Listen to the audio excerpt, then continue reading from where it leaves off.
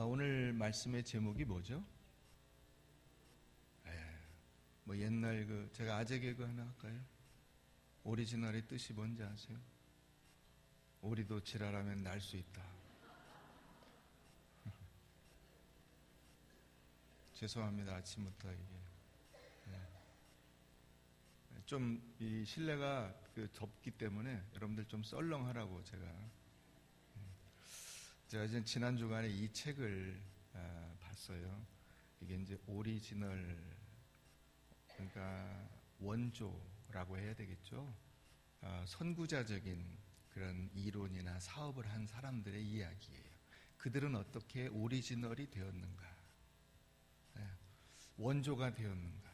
뭐 페이스북이라든가 여러 세계적인 기업들의 그 창업자라든가 이론을 주창한 사람들의 이야기가 담겨 있어요.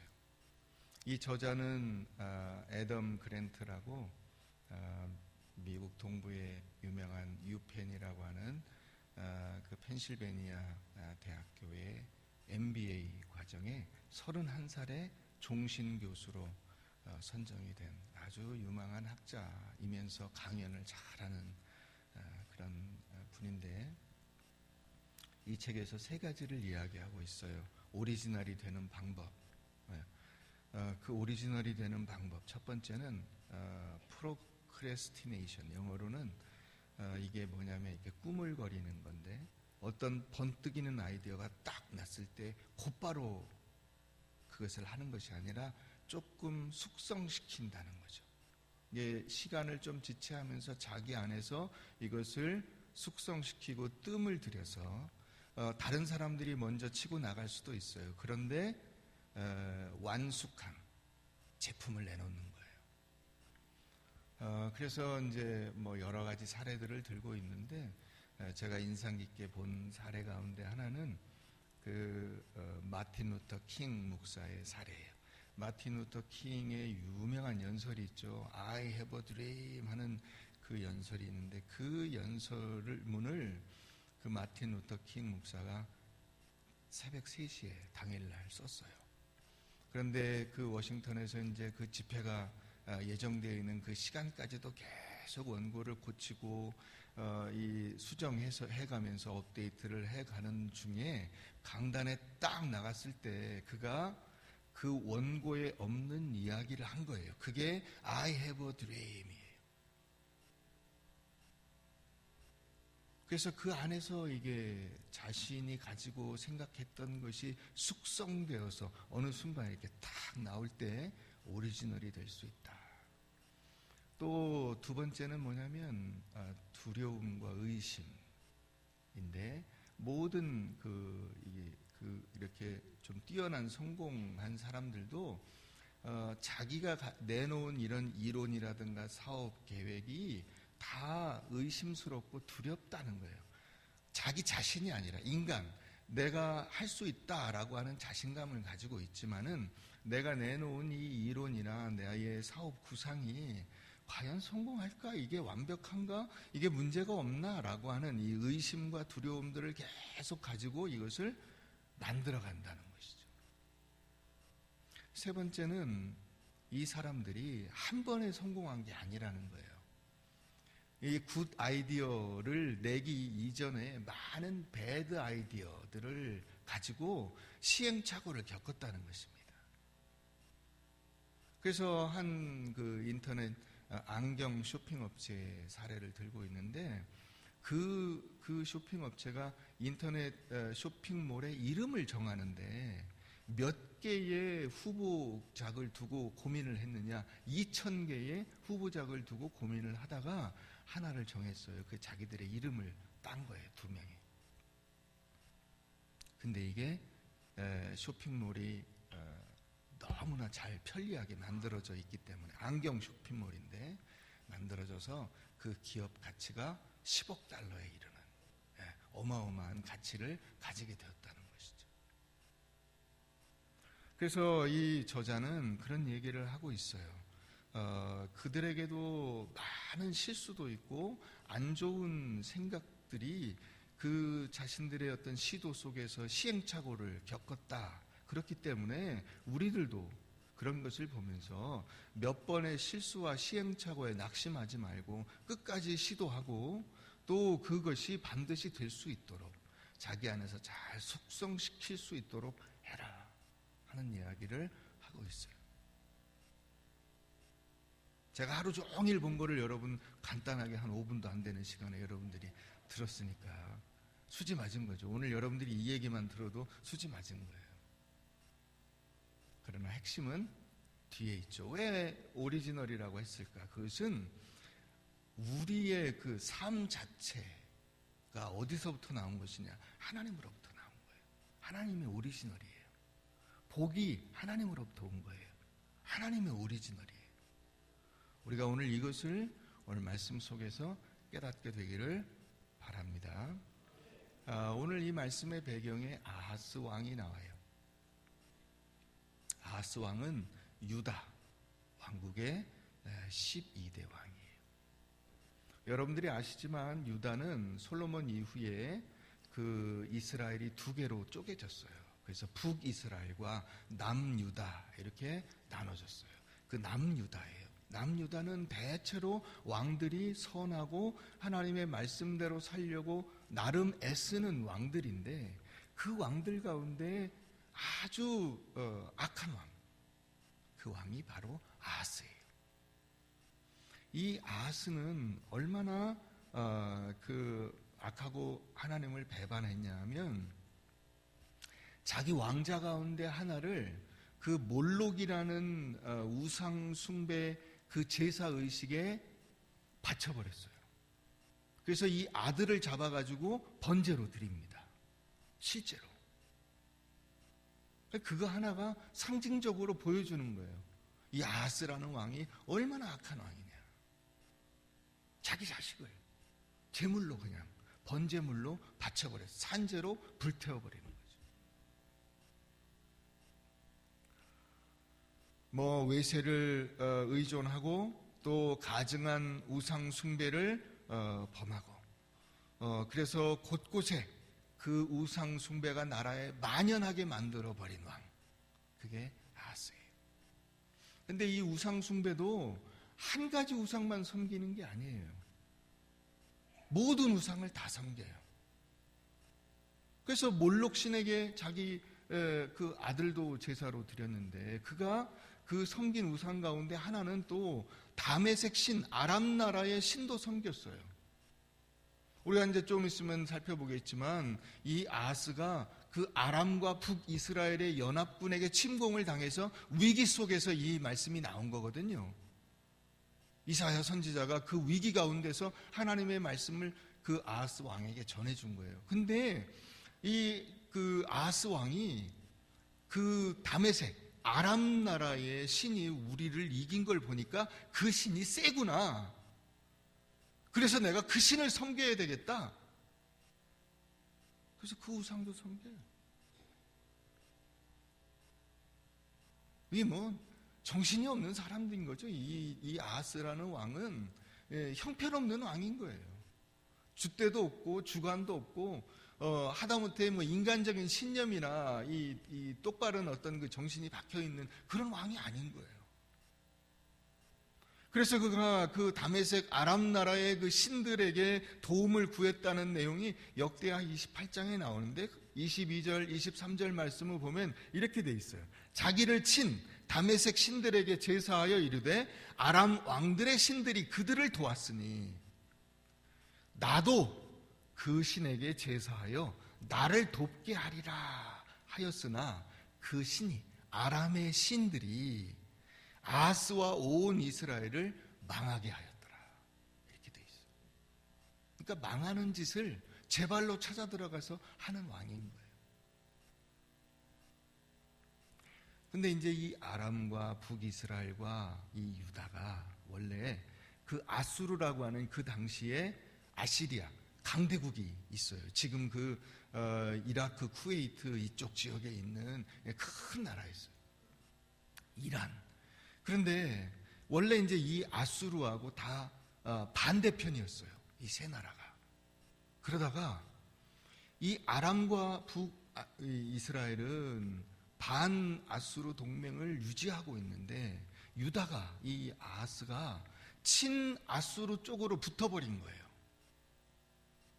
그래서 이 두 나라가 연합군을 형성해가지고 유다를 치러 온 거예요. 지금 치러 와가지고 이스라엘 군대 12만 명이 죽고 이스라엘 백성들 가운데 20만 명이 포로로 잡혀가고 이제 예루살렘이 함락되는 위기 앞에 처해 있는 상황에서 오늘 이 7장 말씀이 이사야 선지자를 통해서 선포가 된 것입니다.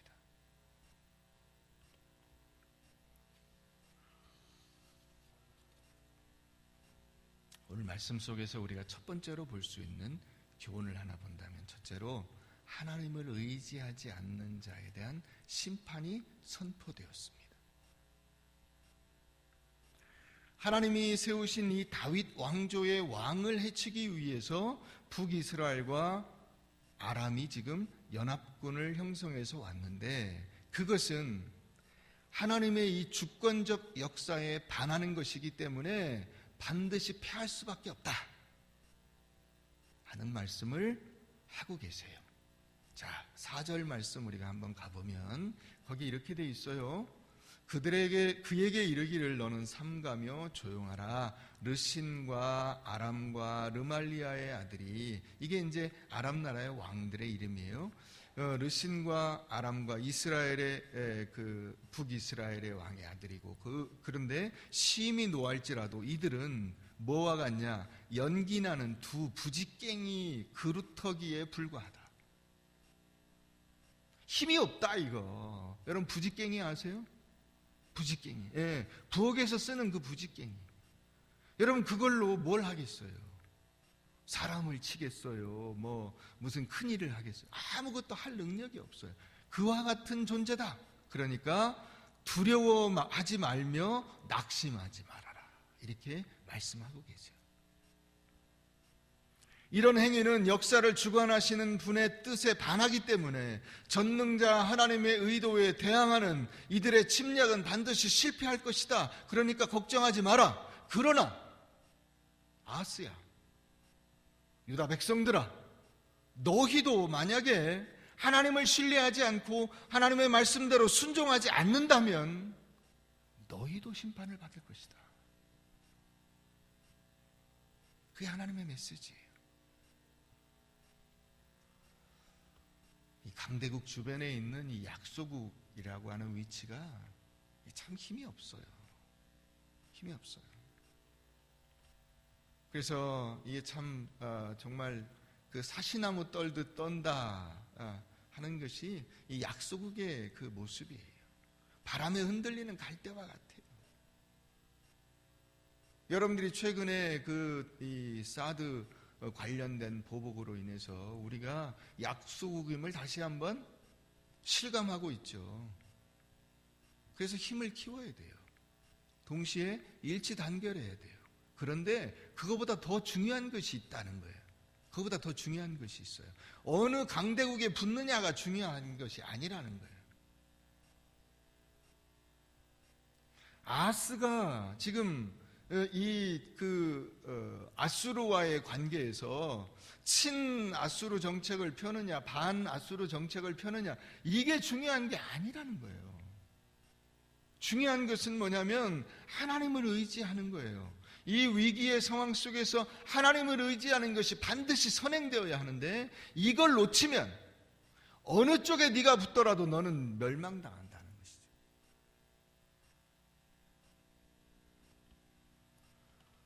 여러분, 우리도 우리의 현실 속에서 하나님을 의지하는 것이 과연 무엇이냐 하는 것에 대해서 고민해 봐야 합니다. 우리의 눈에도 보이지 않는 하나님보다 보이는 강대국이 더 두려워 보일 수 있어요. 그러나 그 보이는 강대국을 두려워하는 것이 곧 멸망의 길이라는 것입니다.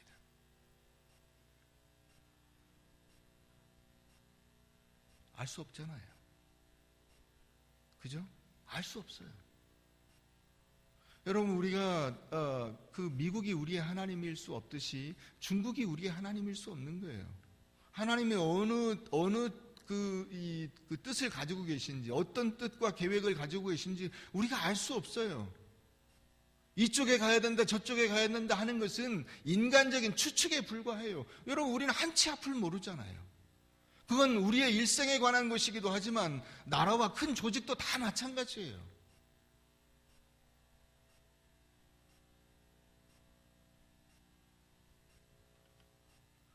중국은 더구나 가까운 역사를 더듬어 보아도 북한을 후원하면서 우리나라의 통일을 가로막고 우리가 거의 신의주까지 올라갔었는데 이 중공군의 개입 때문에 결국 지금 이렇게 내려와서 휴전선을 지금 이 나라의 반을 잘라놓고 있는 거 아닙니까? 불과 한 60여 년 전에 우리나라의 적군이었어요. 그 사람들이 우리 편이 될 것이라고 생각하는 것은 완전한 착각이에요.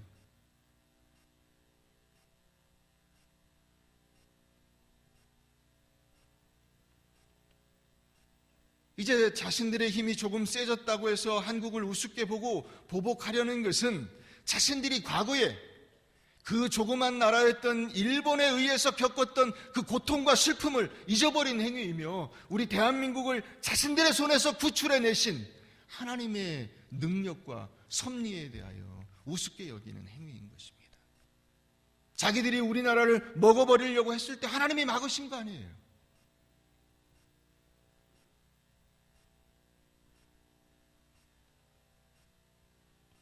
이와 같은 위기 속에서 아하스가 지금 이사야 선지자를 통해서 하나님의 말씀을 들은 거예요. 이 상황은 사사기 6장에서 기드온이 하나님께 요청한 것과 반대되는 상황이에요. 기드온은 하나님께서 그에게 주신 말씀이 맞는지 틀리는지를 확인하기 위해서 하나님에게 계속 표징을 요구했어요. 그런데 지금 하나님은 아하스에게 당신이 말씀하신 것을 이 아하스가 믿지 않으니까 당신이 직접 내가 표징을 보여줄게. 네가 뭐든지 구해봐라. 이렇게 얘기하세요. 내가 지금 너를 보호해 준다고 하는 이 약속의 말씀이 네가 안 믿어지냐? 그러면 네가 이 말씀을 믿을 수 있는 표징을 아무거나 요구해봐. 그럼 내가 그대로 해줄게. 근데 아하스가 뭐라고 하냐면 12절에 보면 아하스가 이르되 나는 구하지 아니하겠나이다. 나는 여호와를 시험하지 아니하겠나이다. 이렇게 얘기해요. 얼핏 들으면 그럴듯해요. 하나님을 시험하지 않겠다는데? 근데 이거는 하나님을 거부한 거예요. 하나님에 대한 불신 때문에 이제 아하스의 생각에는 자기가 나름대로 이 친아수르, 강대국 아수르와 딱 붙었기 때문에 아무 문제가 없다고 생각을 한 거예요. 인간적인 대비책이 딱 마련이 돼 있다고 생각한 거예요. 하나님이 이제 필요 없다는 거예요. 그러니까 하나님이 뭐라고 하시냐면 그 다음 13절 보세요. 이사야가 이르되 다윗의 집이여 원하건대 들을지어다. 너희가 사람을 괴롭히고서 그것을 작은 일로 여겨 또 나의 하나님을 괴롭히려 하느냐? 이 괴롭히려 하느냐라고 하는 이 단어의 의미가 뭐냐면 하나님의 인내를 시험하다라고 하는 뜻이에요. 나는 하나님을 시험하지 않겠습니다. 그러니까 하나님이 뭐라고 하시냐면 내가 사랑하고 너를 정말 아껴서 너에게 제안을 했는데 네가 나의 인내를 시험하는구나 라고 대답을 하신 거예요.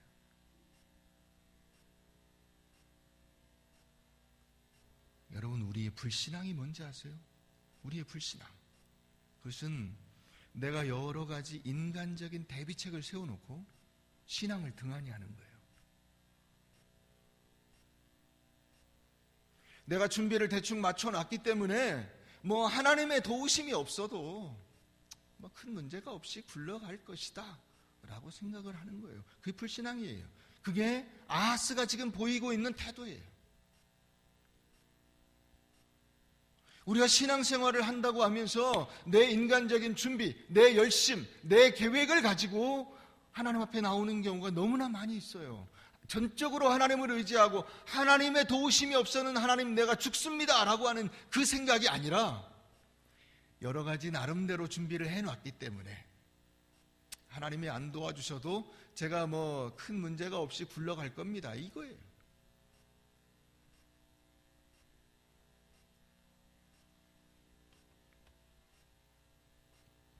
두 번째로 이 가운데 하나님께서 이 말씀을 하시는 것입니다. 이와 같은 배경 속에서 14절 말씀에 임마누엘을 말씀하시죠.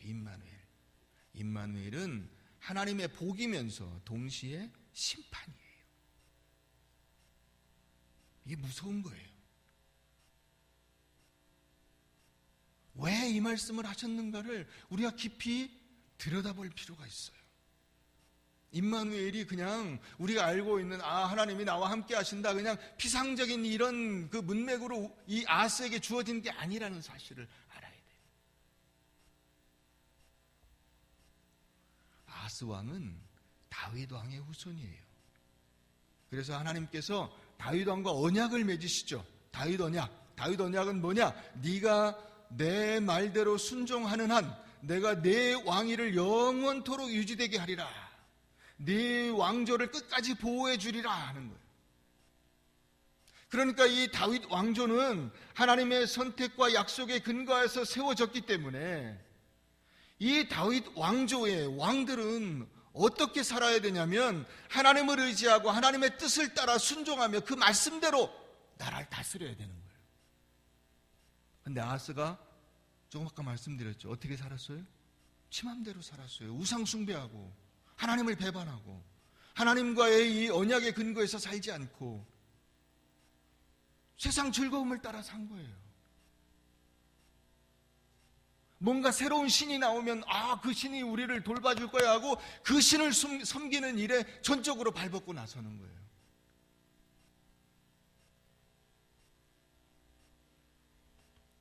그리고 나서 이렇게 하나님을 불순종하고 하나님께서 이런 보호하심을 베풀어 주시겠다고 말씀하시는데도 그걸 거부하니까 하나님께서 그 징조로, 표징으로 뭘 말씀하시냐면 처녀가 잉태하여 아들을 낳을 것이다, 이렇게 말씀하시는 거예요.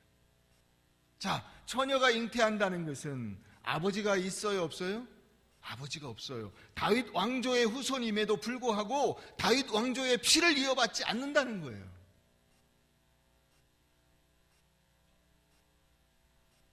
왜 이게 복이면서 동시에 심판이냐? 바로 거기에 있어요.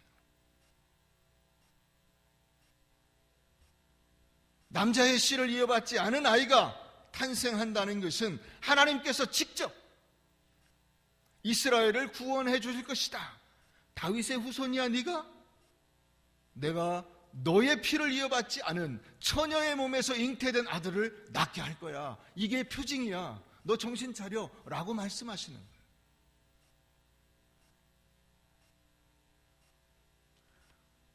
우리가 마태복음 1장 23절에서 이 말씀을 인용하고 있는 것을 볼 수가 있어요. 예수님의 탄생을 예언한 예언으로서 알려져 있는 이 마태복음 1장 23절 말씀 때문에 우리가 그냥 다 하나님이 임마누엘의 복을 주셨다라고 그냥 긍정적으로만 생각을 하는 경우가 많이 있어요. 그런데 여러분, 이 말씀의 초점은 처녀에 있는 게 아니에요. 처녀가 초점이 아니에요. 처녀가 잉태했다, 이게 초점이 아니에요.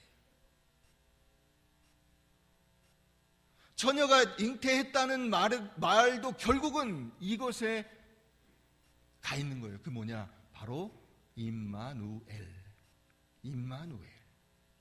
임이라는 것은 함께라는 뜻이고, 마누라는 것은 우리와라는 뜻이고, 엘이라는 것은 하나님이라는 뜻이에요. 그래서 이 임마누엘은 하나님이 우리와 함께 계신다 하는 의미가 되는 거예요. 그런데 이 하나님이 우리와 함께 계시면 처녀가 애를 낳고 말씀으로 세상을 지으시고 모든 악한 사람들이 구원받고 하나님 앞에서 깨어지고 변화되고 새로운 인생을 사는 것이 아무 일도 아닌 거예요. 아람이 쳐들어와도 북이스라엘이 쳐들어와도 그것을 물리치는 것쯤은 아무것도 아닌 거예요. 그게 핵심인 거예요. 임마누엘. 이 처녀가 잉태하여 아들을 낳을 것이다 했을 때 처녀가 잉태한다는 것에 많은 사람들이 초점을 두는 경우가 있어요. 아니에요. 하나님이 말씀으로 세상을 지으신 건데. 그렇잖아요. 하나님이 있게도 하시고 없게도 하시는 거잖아요. 하나님이 불기둥과 구름기둥으로 우리를 인도하시고 하늘에서 만나를 먹이시고 내려서 메추라기를 먹이시고 반석에서 물이 나게 하시고 홍해를 건너게 하시고 놀라운 역사들을 일으키는 이 힘이 어디서 나오는 것이냐? 그 처녀에게 있는 거예요? 아니에요. 바로 하나님이 우리와 함께 하실 때 처녀가 잉태해서 아들을 낳기도 하고 죽었다가 부활하기도 하고 놀라운 역사들이 일어나게 되는 것이죠. 이것을 말씀해 주시는 거예요.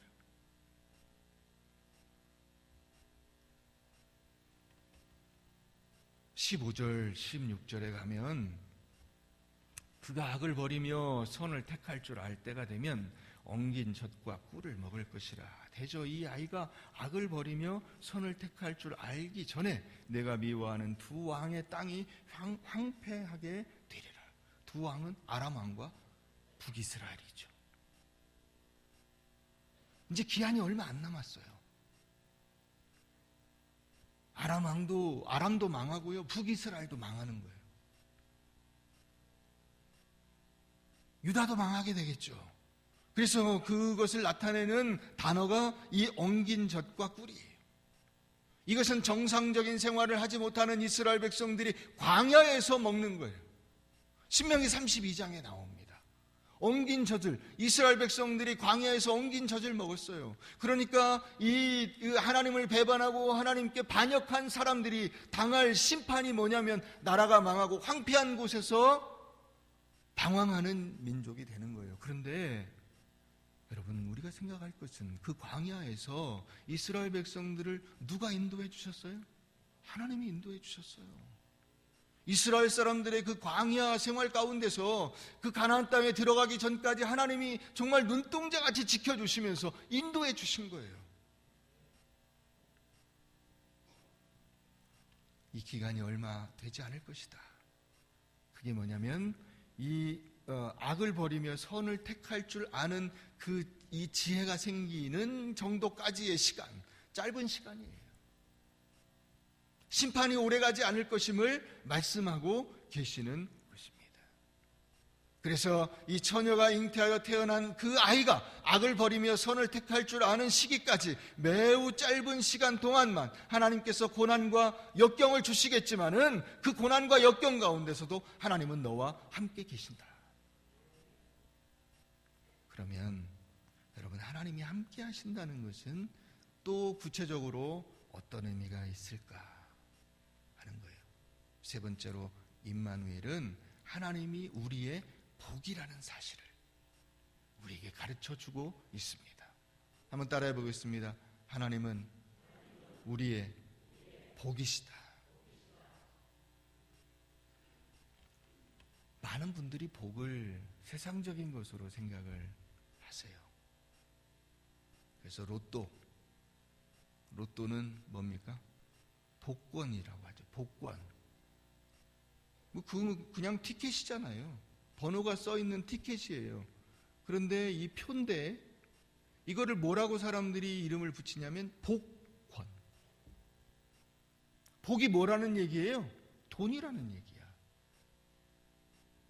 그 한마디로 우리가 금방 사람들이 생각하는 복이라는 개념을 캐치할 수가 있어요. 사람들이 복을 뭐라고 생각하냐? 돈이라고 생각하는 거예요. 그래서 로또가 복권인 거야.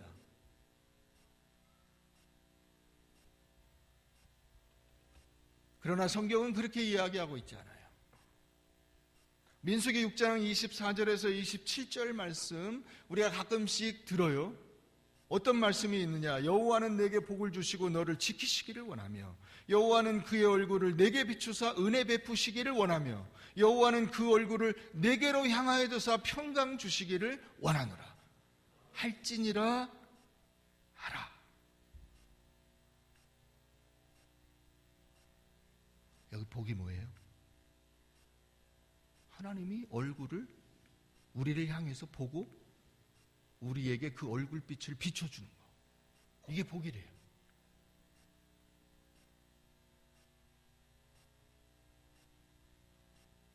여기 쓰인 이 복이라고 하는 단어가 바라카라고 하는 단어예요.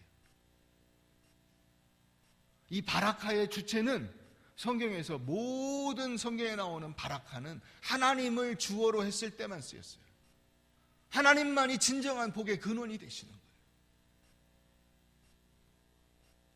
하나님이 생명을 가지신 분이기 때문에 여러분 우리가 먹고 사는 이 돈이나 물질이나 이런 건 아무것도 아니잖아요. 결국 내가 하나님 앞에 존재하는 것이 복이지.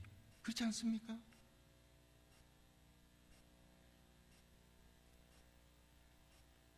돈이 수천억이면 뭐 하겠어요? 여러분 요즘에 지금 구속돼 있는데 이재용 아버지 누구죠? 살아 있어요?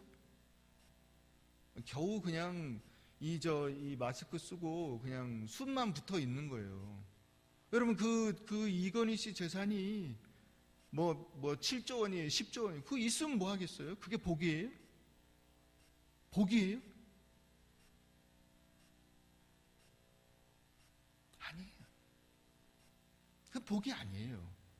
여러분 그걸 통해서 여러분들이 깨달으셔야 돼요. 돈이 복이 아니다라는 걸 아셔야 돼요. 바라카, 바로 이 하나님께서 내게 얼굴빛을 비춰주시고 나를 가까이 해주시고 나를 붙잡아 주시고 내게 관심을 기울여 주시고 나와 동행하시는 이것이 복인 줄 믿으시길 바랍니다. 그런데 이 복이 두 가지로 나눠져요. 두 가지로. 우리가 이 복이라고 하는 것을, 임마누엘의 복이라고 하는 것을 두 가지로 나눠서 살펴볼 수가 있어요. 그 무엇을 통해서 볼 수 있냐면 아샤르라고 하는 단어를 통해서 볼 수가 있어요. 이 아샤르라고 하는 단어는 걷다라고 하는 뜻, 길을 걷다, 길을 가다 이런 의미를 갖고 있어요. 근데 이게 이제 여기서 파생되는 단어가 극단적인 두 단어가 딱 나와요. 하나는 아세라예요. 아세라. 여러분 아세라가 뭐죠? 우상의 이름이죠. 예, 여신의 이름이에요. 바알은 남신이고요. 바알. 아세라는 여신이에요. 근데 이 여신이면서 이 나무로 만든 상이거든요. 옛날 우리 천하대장군, 지하여장군 그 목상을 세우는 것 같은 그런 여신상이 아세라예요.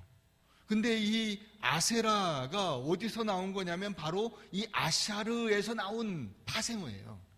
걷다. 그러니까 이방인들이 혹은 이 돈을 좋아하고 세상적인 복을 좋아하는 사람들이 이것을 어떻게 적용을 시킨 거냐면 돈을 벌러 가다.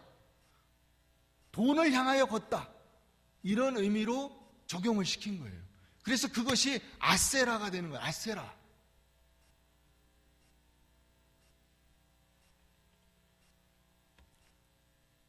언덕 꼭대기에 잎이 무성한 나무 아래 바알신 제단 근처에 땅에 박아서 세우는 조각상, 우상, 신상, 그것이 아세라예요. 길을 걸어가다가 돈 앞에서 붙박이로 딱 서버린 존재, 그것이 아세라예요.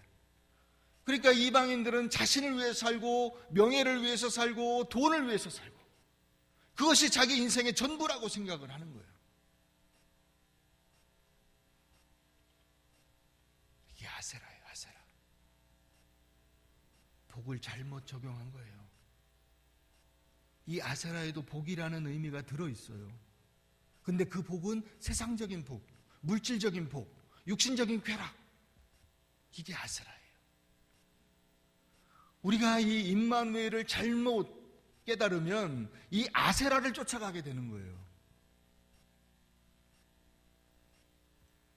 자, 그러면 반대의 단어가 있어요.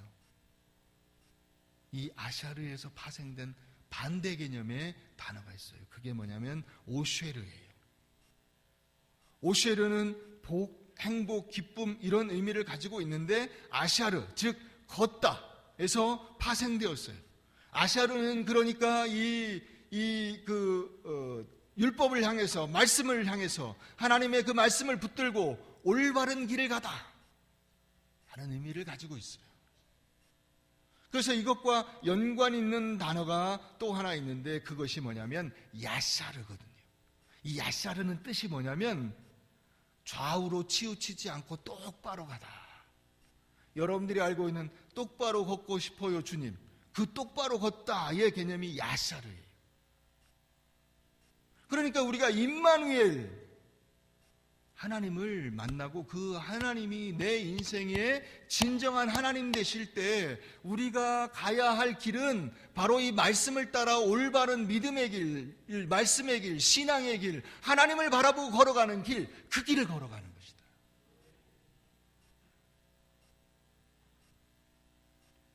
베세메스에서 법궤를 수레에 실은 그 암소들이, 새끼들이 뒤에서 우는데도 불구하고 그 길에서 좌로나 우로나 치우치지 아니하고 똑바로 예루살렘을 향해서 걸어갔어요. 거기에 쓰인 단어가 야샤르, 똑바로 갔다.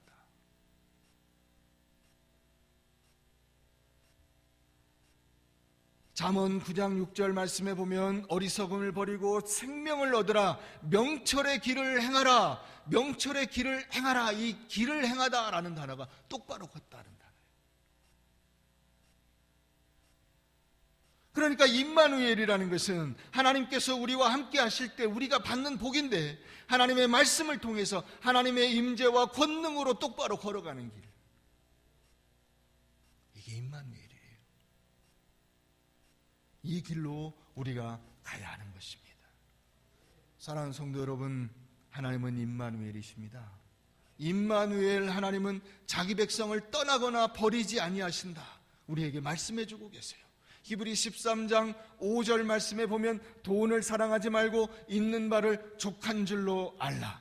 그가 친히 말씀하시기를, 다 같이 읽겠습니다. 내가 결코 너희를 버리지 아니하고 너희를 떠나지 아니하리라 하셨느니라. 이게 임마누엘이에요. 돈을 사랑하지 말고 있는 바를 족한 줄로 알아라. 너희 세상의 복을 쫓아가지 마라. 그건 아세라야, 아세라. 거기로 가지 마. 내가 너와 함께 할 거야. 내가 임마누엘이야. 내가 너를 떠나지 아니하고 너를 버리지 아니할 거야. 이게 하나님께서 우리에게 약속해 주신 말씀이에요. 시편 23편 4절 말씀에 보니까 내가 사망의 음침한 골짜기로 다닐지라도 해를 두려워하지 않을 것은 주께서 나와 함께 하심이라. 주의 지팡이와 막대기가 나를 안위하시나이다. 할렐루야. 이게 임마누엘이에요.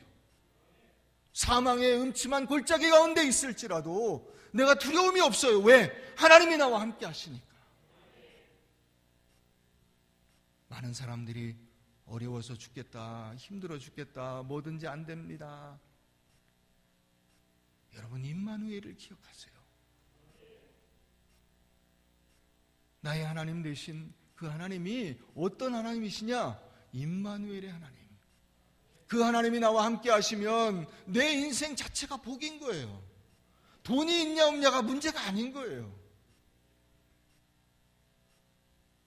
임마누엘의 하나님이 함께 하심으로써 우리는 영육간에 부족함이 없게 되는 것입니다.